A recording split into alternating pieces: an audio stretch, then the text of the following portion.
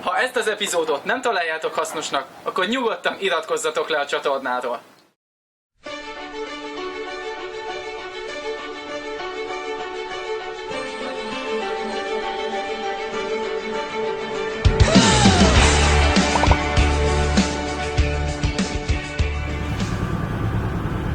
Hello Friday, I've been waiting for you for a long time. You just saved me when my life came crumbling down. Sziasztok! Én Martin vagyok, és ebben az epizódban el fogom nektek mesélni az összes munkámat, amit itt Németországban csináltam. El is látogatok azokra a helyekre, ahol már dolgoztam, úgyhogy remélem, hogy kíváncsiak vagytok, de előtte megint szeretném nagyon megköszönni azt az 500 feliratkozót, ami most már van a csatornán, úgyhogy egyre nagyobb a távol, tök jók vagytok, vágjunk is bele!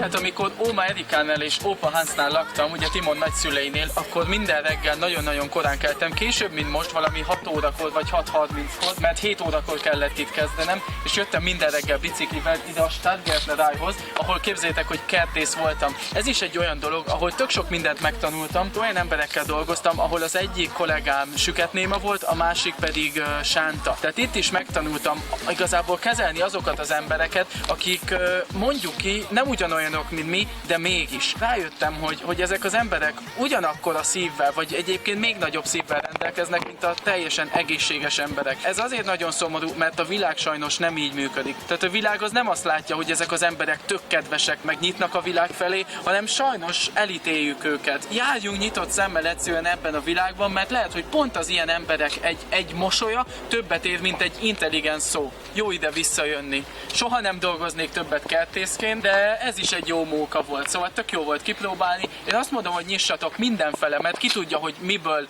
mit tudtok tanulni.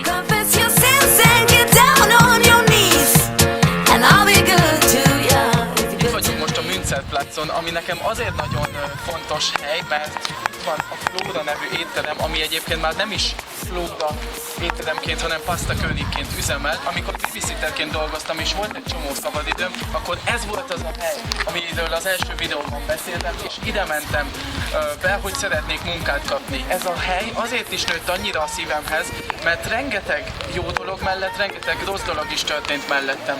Itt kellett igazából megtanulnom az alázatot. Nagyon sokat bántottak csak azért, mert magyar voltam, és volt, amit nem értettem meg elsőre. De ezeket mindig ki kell küszöbölni, és igazából, ha ezeken túl vagytok, akkor sokkal többek lesznek. Nekik fogalmuk sem volt arról, hogy én ki vagyok, meg honnan jöttem. És ezek az emberek maradni fognak egyszerűen abban a kis burokban, és ez az ő szegénységük, és a ti gazdagságotok. Ezen a helyen tudtam meg, hogy felvettek az eltére, ott csináltam ugye a bélyámat, éppen felszolgáltam, majd 8 órakor futottam be a mosdóba, hogy lássam ugye a pontot partin az eredményeket. Hát ez volt 2012-ben, 4 évvel ezelőtt. Itt hallottam először a svájci németet, úgyhogy én azt mondom, hogy ez az a hely, ami tényleg, amit sose fogok elfelejteni.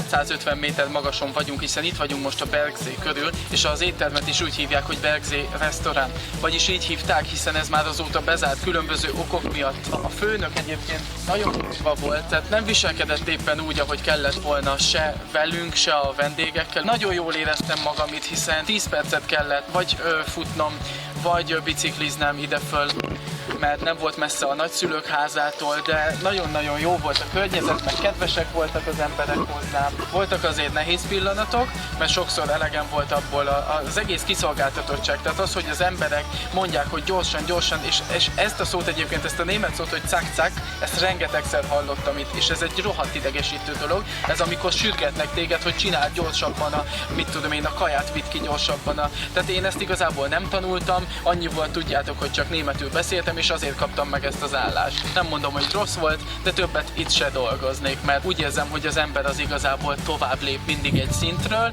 egy újabb szintre, és én most elértem egy újabb szintre.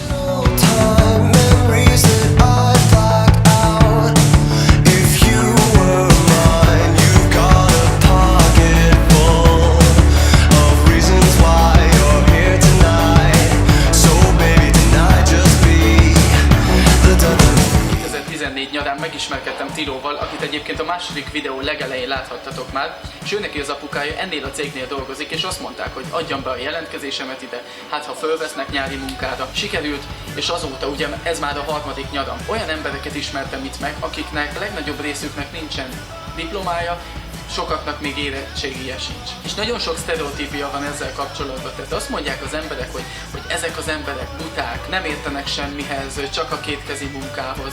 És ez nagyon, nagyon fals az egész kép. Amit én észrevettem, hogy ezek az emberek egyes témákban sokkal tájékozottabbak, és az empátia szót sokkal jobban ismerik, mint azok, akik, mit tudom én, kicsit feljebb állnak, vagy úgy érzik, hogy feljebb állnak. Ma úgy fogok innen hazamenni, hogy hálát adok, hogy ezeket az embereket megismertem, mert ezzel én is a földön tudtam maradni, és igenis nem szabad elszállni csak azért, mert mit tudom én, van 2 diplománk, mert ez igenis nem jelent semmit. Az intelligenciát nem a papírral együtt adják.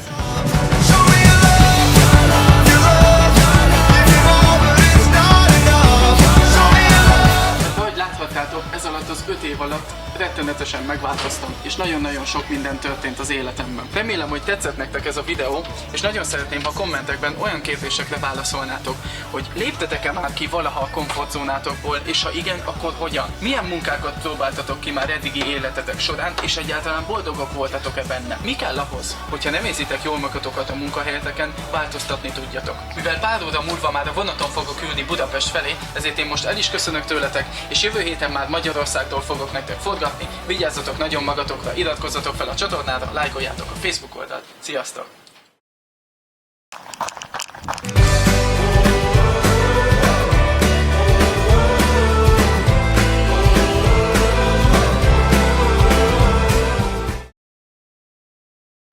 Jövő heti epizódban miért nem tudom el? Nagyon fontos tudni, hogy az intelligencia sokszor nem.